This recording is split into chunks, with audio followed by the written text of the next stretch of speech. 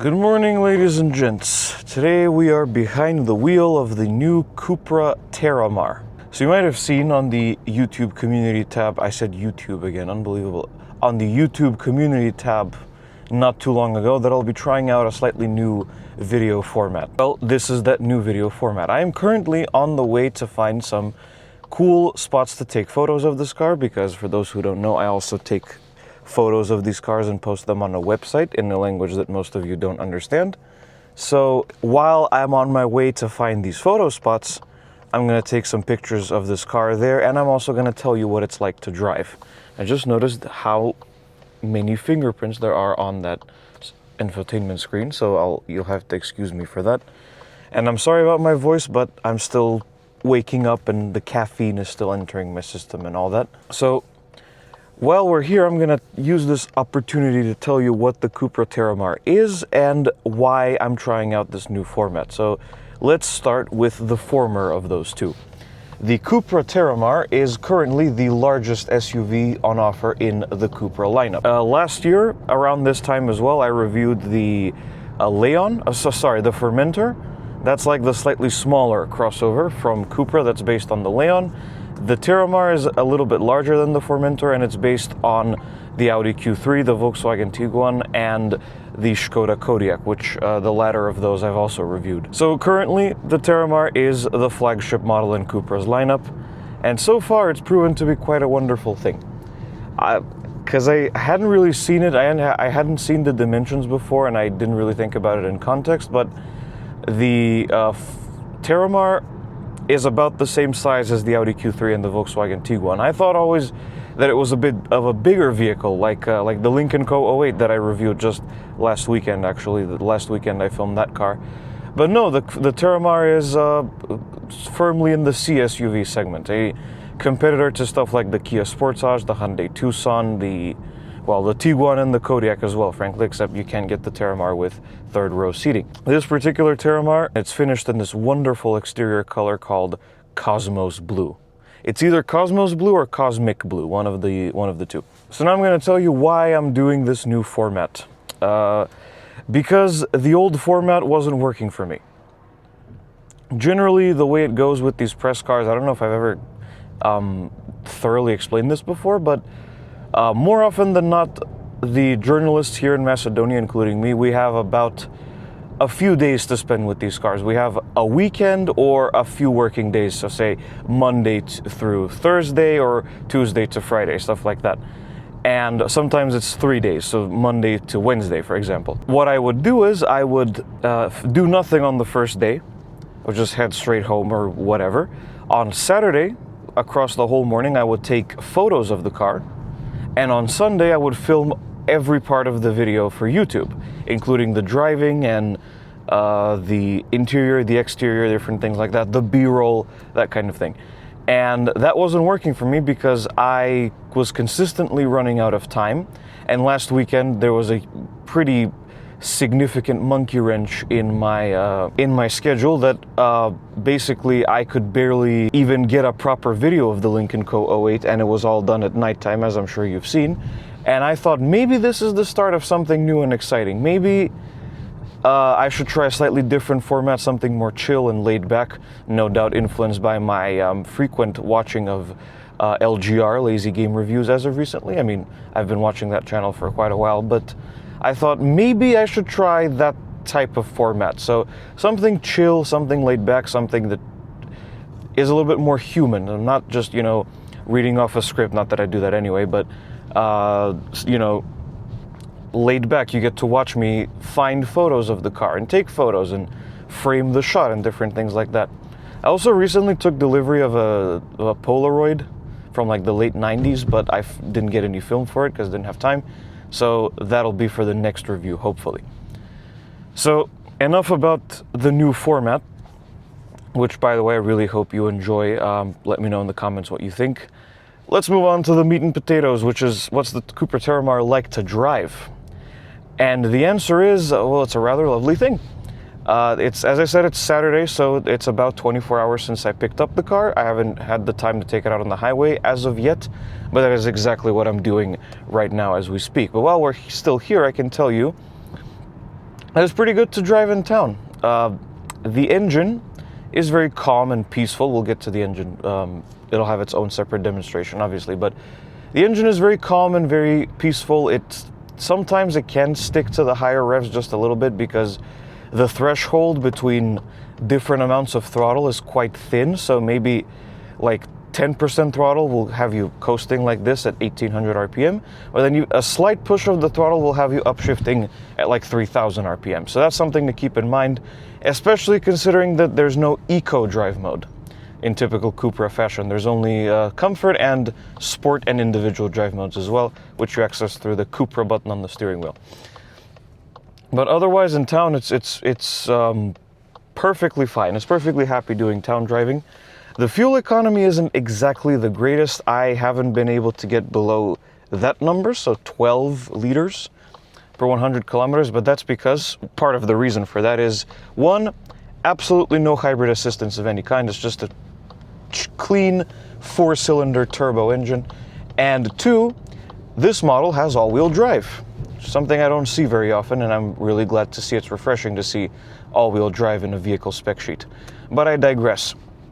It's also relatively easy to maneuver. I don't want to be too harsh on it because for all the times I had to maneuver, it wasn't the car's dimensions, it wasn't the fault of the car in the slightest. It was people who don't know how to park. But you shouldn't have a lot of problems maneuvering. I would add the 360-degree camera. This one doesn't have that, but not a lot of problems maneuvering, and the general visibility is pretty good. I do wish the mirrors were a little bit bigger, as in the glass area was a little bit bigger, and these A-pillars one time did give me there we go, pretty significant blind spot, but that was only once, so I'm gonna call that a fluke, but generally visibility is fine. One other thing you have to enjoy while you're behind the wheel of the Formentor, aside from this lovely, super high quality, very premium feeling interior, which we'll get to, is a Sennheiser sound system. I mentioned this on Blue Sky. For those who don't follow, you should, but I don't often see audiophile companies doing audio for, for cars. I know AKG does audio for Cadillac vehicles, and I know Arcamis does audio. I don't know if that's an audiophile brand, but they do audio for Dongfeng motors and stuff like that. So it's awesome to see brands like Sennheiser doing audio for cars now. We are just about to join the highway to find our first photo spot, because there's one little spot just off the highway further down. You'll see, at this point, if you've been watching my videos regularly, you'll know this highway entrance. So let's just drop the car into sport mode, because this is, after all, a sportier crossover. We're in the performance drive profile now. And I'm just gonna merge onto here. There's quite a lot of traffic, but that's okay. And just a moment, and go.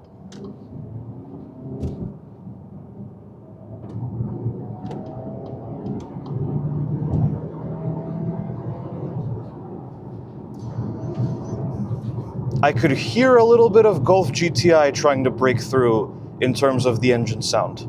Crap, there's roadworks. Man, I hate when this happens. There's been roadworks on this particular road for quite a while, but it's still annoying, okay? Anyway, what's the highway experience like? Well, this is my very first time on the highway, so these are live first impressions.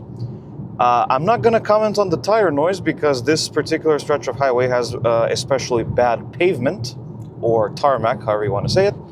But otherwise, the sound insulation is excellent. There's,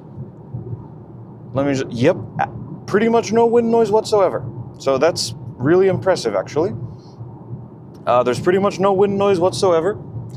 There's pretty much no other noise whatsoever. See, the car is now settled in 7th gear at 112 kilometers an hour, and I cannot hear the engine. It's all very nice and quiet and comfy. Well, I will say, after you get past 110 kilometers an hour, the whole acceleration kind of slows down a little bit. It's not as,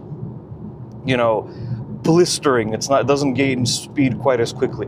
Granted, that's because I never actually floor these cars, and resetting the fuel economy was pointless, but that's because I never really floor these cars. I just give it a suitable amount of gas for what I think most people would do when merging onto the highway, and for that, it gets the job done perfectly fine. And other than the road noise, which again is mostly the fault of the really poor tarmac on this part, I have no bad words to say about the highway experience. Though there's one thing I do want to say about the Cupra Fermentor driving experience. What the hell? How many times did I say Fermentor in the last 3 minutes? Terramar. There's one thing I do want to say about the Terramar driving experience in general, and that's something... There's one general thing I do want to say about the Terramar's driving experience, and that's the ride. Now, this is a sportier crossover, quote unquote, which means that the ride is going to be a little bit harsher than most other crossovers of its type. It's still good, it's still pretty comfy relative to what it is in the suspension tuning and that, but it's a little bit harder than most crossovers of its type, and that's something to keep in mind. It is a little bit crashier on more significant bumps, and you will feel the jolts a little bit more than you would normally. But other than that, it's the ride is solid, just a little bit harder than what you might be used to. I think I'm gonna floor it here.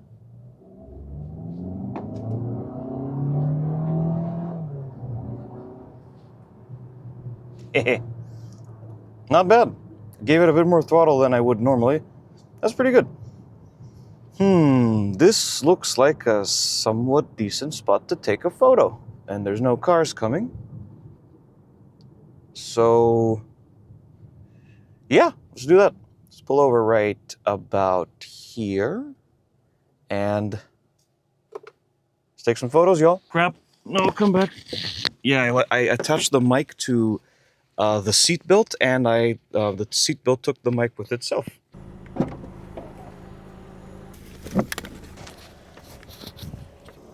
Look at all this trash. I love my country. Tractor. No, we're just about done here, so he can wait. Okay. That should do it for now. I don't want to get overtaken by a tractor. It would be quite hilarious. Yes, by the way, folks, I lost the magnet for my other mic receiver. God knows where it is in this car now. So that's lovely. Very, very exciting. Anyway, on to the next photo spot. Okay, I have to tell you about this really annoying feature in this car. The seat memory setting. So this one is equipped with a power driver seat with memory settings, and the thing is, the memory settings, it doesn't default to the last known memory setting when you get in the car and start it. Oh, this is interesting. I don't know if I've been down here. Let's try it. So it doesn't default to, memory setting 1, 2, or 3. You have to hold down memory setting 1 until the seat stops sliding. So if you press it once, it'll just move forwards a little bit. I am not sure that I understand that. I guess you need to make a driver profile for it to work properly with that sort of thing. What is this? I've never been down here. Looks nice. I must say, it looks nice. That's the airport, I believe, the sports airport. Yeah, that's what that is, okay. I'm looking for a spot to turn around so the sun can actually be facing the right side of the car, so I don't have to mess around with shadows and raw settings. I could turn around in the middle of the road, but that seems a bit, I don't know, scummy. Chasing perfection is boring. We're humans, we make mistakes, yeah? Oh, look, farming equipment-ish. Ah, spot to turn around, how lovely. Actually, spot to take pictures by itself. Yeah, we're gonna stop here now.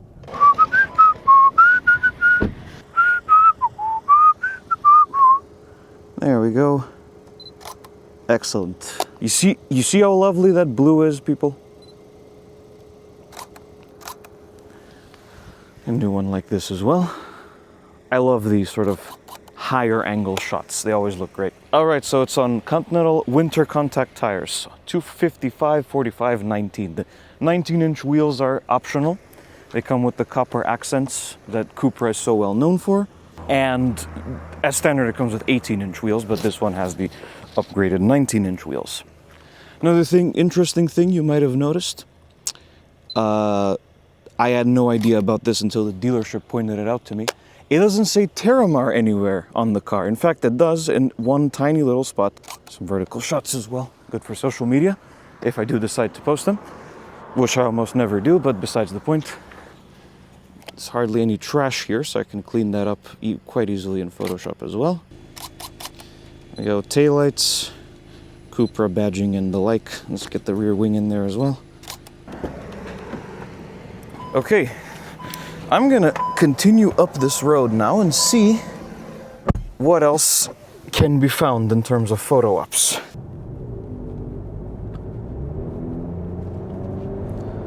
Perfect opportunity to test the handling.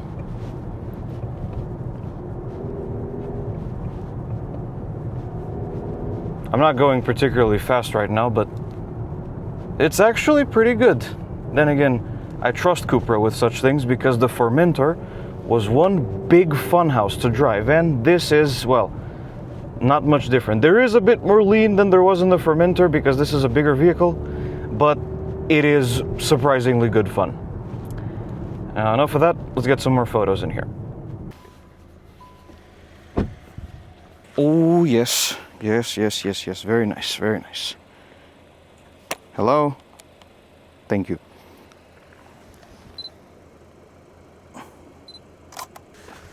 Ah yes, the classic, get in, open the door, turn the steering wheel to full opposite lock for the rear 3/4 shot. Like that. Perfect. Ow! My knee always hits when I get up like that. So I found a nice little quiet spot away from people. I'm gonna ignore the fact that there's a cemetery next to me because that's not nice, but I decided to stop here and show you, demonstrate a bunch of stuff on the Cupra Terramar and get a little more up close with the design. So first things first, key fob. Same old glossy VW thing, except it has the Cupra badge here where a Skoda or a Volkswagen badge would be. When you unlock the car, as you can probably see, there's a little greeting with the triangle daytime running lights there. I didn't mention what I think of the styling of the Cupra Terramar, and I absolutely love it. Especially in this color, it really makes it pop, but it's genuinely doing something to stand out in this crowded world of C-SUVs, which it very much is, but it is unique enough and different enough that it warrants your attention, and I love that for it. You can see more of the rear end stuff here. Of course, this is not what we came to do. I can't believe it just locked itself. How rude. We came here to show features. Starting with, of course, the cargo area. So the cargo area comes in at 508 liters of space, and it's all pretty practical and pretty well shaped, all things considered. You got some LED illumination there. This is not mine, I should say, the blanket and this sweater. This is mine, though, as you know. The rear seats fold down, and when they do, you get this much storage. You got a classic string parcel shelf here. Just notice my coat is a similar color to the car. That's nice. Some little divots here and some tethering points, and I thought that was a 12-volt outlet, but no, there is no such thing in here, which actually kind of sucks. There should be a 12-volt outlet in the back, but at least from what I can see, you have an adjustable cargo floor, and when you're done, well, you already know what happens. And now we can move it along to the rear seats. A little bit of a sneak peek at how wonderful these seats are. Then again, I would expect no less from Cupra. Let's climb in here. Okay, this feels a bit weird because I've spent all of my time in the driver's seat so far, and the rear seats are not buckets like the fronts, and as a result have way less support in comparison. But because they're so big, legroom is a bit compromised in here, although that could be because the seat is slid back. That being said, I still have a pretty decent amount of room in here in terms of legroom and headroom. Yep, that's fine as well, even though we got the sunroof, which as you can see, doesn't extend all the way to where my head is, because they got the dome lights there. It stops about halfway from where the passengers' heads would be. Very odd. I don't know that I've seen that before, but generally you won't have any issues with room in the back. I mean, this is a C SUV after all. They're kind of good at this sort of thing. That's why people keep buying them, rather. Man, what lack of sleep does to you. So that's your rear climate controls, or temperature adjustments rather, your copper accented climate vents, and 2 USB-C ports. And there's a hump in the floor. No surprise, this particular Terramar has all-wheel drive. There's a center console with a couple of cup holders. No pass-through though. So let's try the middle seat. It looks pretty thin, but let's try it and see what happens. If I can get my legs across, that is. Well, okay, small problem. Not the leg room. That's kind of expected. What is a problem is I have no room left for my head. I'm gonna take my glasses off my head real quick. And yeah, my head just barely clears the roof. I don't know if you can see that. There's just like a centimeter of space there. So if you're taller, gee, thanks. If you're taller, don't get the middle seat. It's that simple. The outer 2 seats are fine. And if you're a smaller passenger, you're gonna be fine in the middle seat as well. Just, if you're too tall, just don't bother. Go on the outer seats. So that's the end of that. Let's move it along to the front. By the way, lovely ambient lighting and copper accents on the rear door. Some storage and, well, slightly lower quality materials, but that's okay. You got this nice little contoured door pull. Contoured as in, it's like a raised area from the the armrest that looks like it was meant to be like that. I have no idea what I'm saying. This little fun accent as well. I don't know what this is. It looks like a really minimalist moose head, or possibly some type of V. I'm not sure, but you do have that as well. Although, no storage in the seats. Disappointing. Obviously, there's a keyless entry system. Tap the designated area on the door handle. The mirrors fold in. Oh yeah, I didn't show you, once again, the gray mirror caps. Are you done yet? Good. Then you grab the handle to unlock the doors. So this particular Terramar does not have the full leather interior, but it does have these wonderful Alcantara bucket seats. They are a signature quality of Cupra vehicles. I would expect no less from Cupra, because the Formentor also had excellent bucket seats, and it's very much the case here. And as you probably noticed and guessed already, the interior is all covered in copper accents. Nothing new, that's a Cupra signature thing, and I think it looks great. So let's get in. And now we are inside the Terramar. And I love Cupra's insistence to put the starter button on the steering wheel.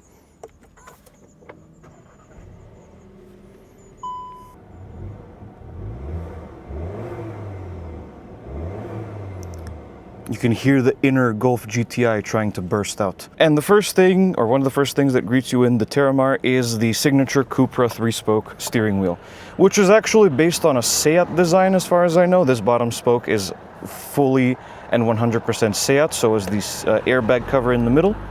You got some cruise control and media related stuff here, and some other random stuff, including choosing what you're adjusting in the gauge cluster screen, and previous next track, the heated steering wheel, starter button, you saw that, and the drive profiles, which you access through there. And in the middle we have the horn, which sounds like this. Every version of the Cupra Terramar comes with a DSG dual clutch automatic transmission. The pure internal combustion models get a 7-speed, and the plug-in hybrids get a 6-speed. And it's controlled through this ridiculous growth coming out of the steering column. It's the new thing that a lot of Volkswagen Group vehicles are defaulting to now. To go into drive, you twist it forward, like so, halfway up or down for neutral, and all the way down for reverse, which brings up your backup camera and parking sensors. There is a 360-degree system available here, just this particular car doesn't have it. Then when you're done, you push the P on the end, and there you go. If you're already in drive, a halfway forwards will not give you neutral, it'll give you sport mode, which holds the revs a little bit higher and shifts gears a little bit later. But if you want to be in control, you can use the paddles behind the steering wheel. infotainment system, which is currently displaying Apple CarPlay. There we go, fixed it. So this screen comes in at 12.9 inches and it's running the latest version of Cupra's infotainment system, and it makes silly noises like that. It's the same system as it was in the Formentor, but through over a year of over-the-air software updates, it's way faster and way more animated and smooth. And I have never seen Apple CarPlay run with such gusto and animations and stuff. Like, look at this. There's a whole bunch of functionalities here that you can adjust. The climate controls are also in the infotainment screen. Well, we've come to expect that, really. But you do have these capacitive touch controls here to adjust the temperature and just the temperature. But on the other hand, they're always pinned at the bottom, so you always have access to important stuff like automatic mode and defrost and automatic heated seats as well. Yes, they do turn on and off automatically depending on the weather, which is nice. But other than that, it's the same infotainment system that it was in the Formentor. I'm going to link you to that video. I do go a little bit more detail in there. Just be aware that the audio quality in that video kind of sucks. Climate vents. I need more climate, please. I'm sweating. This lovely sort of center console design element here, and with this faceted pattern. You got 3 important physical buttons: power locks, stability control off, which is needed to engage launch control, which this car does have, hazards, parking brake, and auto hold, and cup holders. Now, in terms of the center control stack, that's mostly it. So let's move on to the gauge cluster screen, which is controlled through this array here. These left and right arrows, this, and the view button. So let's go through that really quick. Using the left and right arrows here allows you to choose which part of the cluster screen you're adjusting. So you can adjust what's in the center of the tech, the center of the screen itself, and the center of the speedometer. When you select one of these options, you use the scroll wheel and the OK button. And yes, that is a G meter. And you have a bunch of other things that you can adjust there. In the middle, you can't really see much other than the ADAS display and the trip odometer. And on the left, you can choose between stuff like temperatures, power and torque gauges for instant power and torque stuff. And that's about it. Fuel consumption, instant fuel consumption that you see there. And that's really it. This is the exact same gauge cluster. Oh my God, stop it. This is the same gauge cluster screen that it was in the Cupra Formentor, so I won't bore you too much. It's a typical VW Group gauge cluster screen, only it's a little bit smaller than this car's platform mates like the Skoda Kodiaq. Slightly different layout, but it's mostly the same. The thing I enjoy most about it is that it has a proper tachometer, not one of these nonsensical decimal things. Oh. Okay, I left the... I left the car and drive and I just got going. I wanted to rev it, damn it. There we go. Anyway, that little blunder aside, here's the combination turn signal wiper stock. Obviously that's done because you have the shifter on that side. It's actually pretty easy to figure out once you get used to it. So it's just turn signals, high beams, and you turn your wipers on using that switch, and you turn your rear wipers on using that switch, and you wash the windshield using this button at the end. No separate stock for cruise control because it's all here, actually on this side. And your volume controls, which for some reason are on the left, even though I know the vehicle's ready to drive, I'm sitting in it.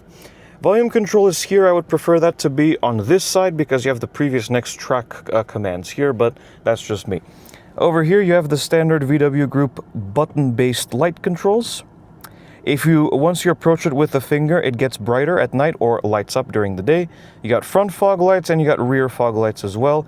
And the fog lights, the front fog lights, are actually fog lights. They're not branded as bad weather lights like they are in some Skoda vehicles. Door handle. Sennheiser branded speaker, because yes, indeed, we do have a Sennheiser sound system in this car, which is excellent, as I said. Power mirror controls. If you twist it to the left corner, left bottom corner rather, folds in the mirrors, and then you can choose it. It's the same power mirror switch that VW has been using for over 25 years now, so no boring you with that. And the window controls. and another contoured integrated door pull, which is nice. And also in typical VW Group fashion, you have the cargo door release inside the door pocket, which doesn't seem to steal a whole lot of space actually. And that's about it in terms of content for the interior. So you got your auto dimming rear view mirror, your dome lights, which you adjust using the exact same controls that you find in other VW vehicles. Except this one also has sunroof controls. On the left you have the sunroof itself, the glass, and on the right you have the sunshade. I'm going to try my best to demonstrate that for you.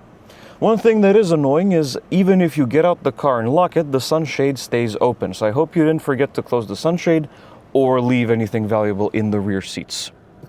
Don't worry, the car will remind you of that, but still it's a little bit annoying. Lastly, sun visors with a clip and an illuminated mirror.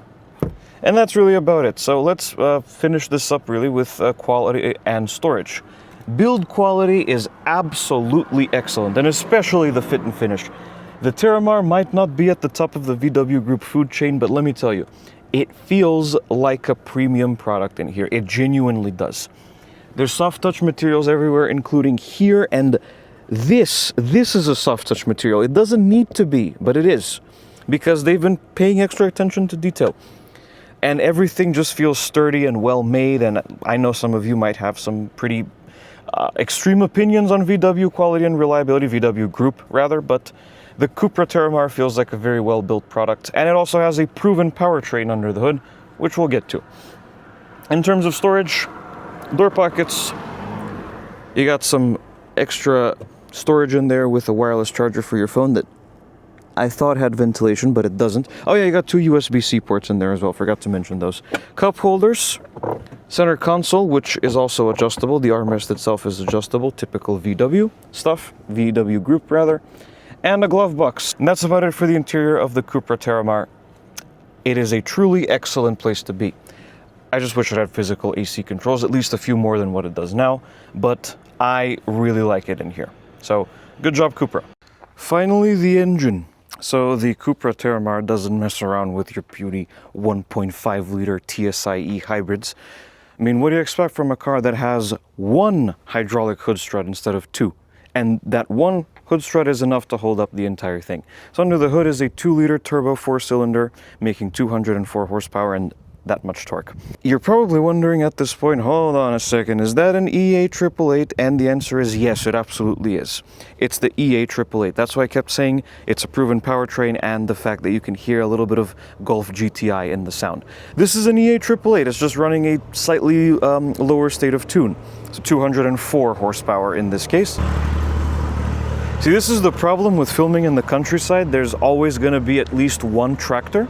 So 0 to 100 kph takes around 7 seconds, and the top speed is 225 kph or 140 miles an hour. And that power goes to all 4 wheels through a 7-speed DSG automatic transmission. Also available on this car is the same 2-liter 4 with 265 horsepower, which is about the same as, say, the Skoda Kodiaq RS. And you can also get a plug-in hybrid with a lot of power and about 100 kilometers of EV range as well, which is excellent. And ladies and gentlemen, that was the Cupra Terramar. I deal with this class of SUV all the time on the channel, as I'm sure you're aware, but this might just be my new favorite one. It is easily one of the best cars I've driven this year, and that's saying a lot because I drove some pretty good stuff this year. It does the whole family thing very well, but it also does the whole powertrain thing very well, and the whole performance and fun to drive thing, not to mention the equipment and the appointments and the styling. The Cupra Terramar is absolutely an